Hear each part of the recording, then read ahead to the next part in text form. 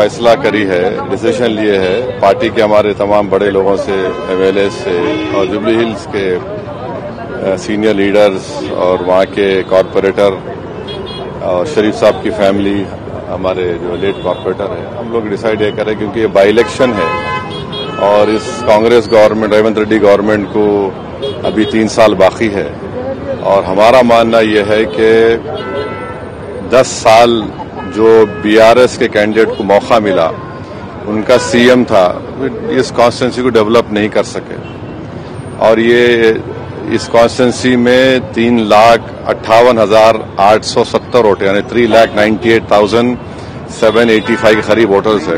हाँ, तो यहाँ पर डेवलपमेंट जरूरी है और जुबली हिल्स में डेवलपमेंट के लिए, क्योंकि अब ये बाई इलेक्शन है, ये रिजल्ट की वजह से तो कोई गवर्नमेंट गिरने वाली नहीं है ना, गवर्नमेंट बनने वाली है और 10 साल यहाँ की जनता ने बीआरएस कैंडिडेट को मौका दिया, वो कंप्लीट फेलियर साबित हुए। और दूसरी बात यह है कि ये बाई इलेक्शन नहीं होता था अगर बीआरएस लीडरशिप उनके लेट एमएलए को टिकट नहीं देती, क्योंकि 2023 में वो बीमार थे, सब जानते थे, मगर उसके बावजूद भी आप उनको टिकट दिए। तो यहाँ पर जो अभी इलेक्शन है, सेंटीमेंट क्या है? डेवलपमेंट का है, जुबली हिल्स डेवलपमेंट का सेंटीमेंट है। 3,98,000 वोटर्स का सेंटीमेंट है, एक कैंडिडेट का सेंटीमेंट नहीं है यहाँ पर।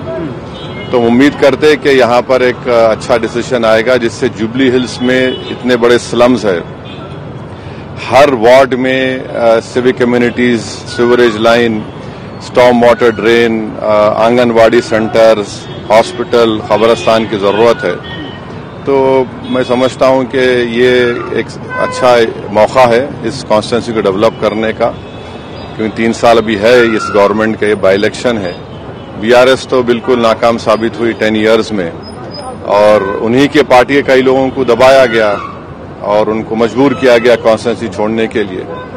तो हमारा एमआईएम पार्टी इस इलेक्शन में हिस्सा नहीं लेगी। बीआरएस यहाँ पर जुबली हिल्स के डेवलपमेंट के लिए हम उम्मीद करते हैं कि एक अच्छे कैंडिडेट को सपोर्ट करेंगे।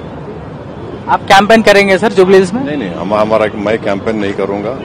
हम पार्टी का डिसीजन है, यह है कि जुबली हिल्स कॉन्स्टिट्यूंसी के डेवलपमेंट के लिए यहाँ की जनता को इंसाफ मिले और बीआरएस नाकाम साबित हुई। और एक बात यहाँ के वोटर्स को और तेलंगाना के तमाम वोटर्स को बात समझने की जरूरत है कि 2023 असेंबली इलेक्शंस में बीआरएस को वोट मिला था 37% वोट।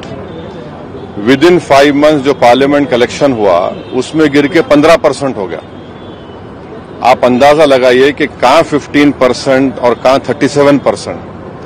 और पार्लियामेंट, सिकंदराबाद पार्लियामेंट कॉन्स्टिट्यूंसी में एक ही असेंबली सेगमेंट था जहां पर बीजेपी को लीड नहीं मिली, नामपल्ली था, जहां पर एमआईएम का एमएलए था। तो फिर ये क्यों हुआ? आप एक पार्लियामेंट सीट नहीं जीत सके और हमको इस बात का अप्रीहेंशन है कि बीआरएस का जो वोट गिर गया है वो बीजेपी को चला गया।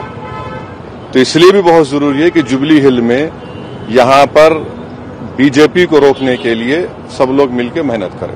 सर यहाँ पे डेवलपमेंट के लिए, बीजेपी को रोकने के लिए और जुबली हिल्स की जनता को रोकने के लिए। और 10 इयर्स वेस्ट हुआ बीआरएस को, उनका सीएम, उनका एमएलए, आप डेवलपमेंट नहीं कर रहे और ये बाई इलेक्शन है। सर यहाँ पे आपका कम्युनिटी जितना है उतना एपी के सेटलर्स भी बहुत ज्यादा है, किधर किधर।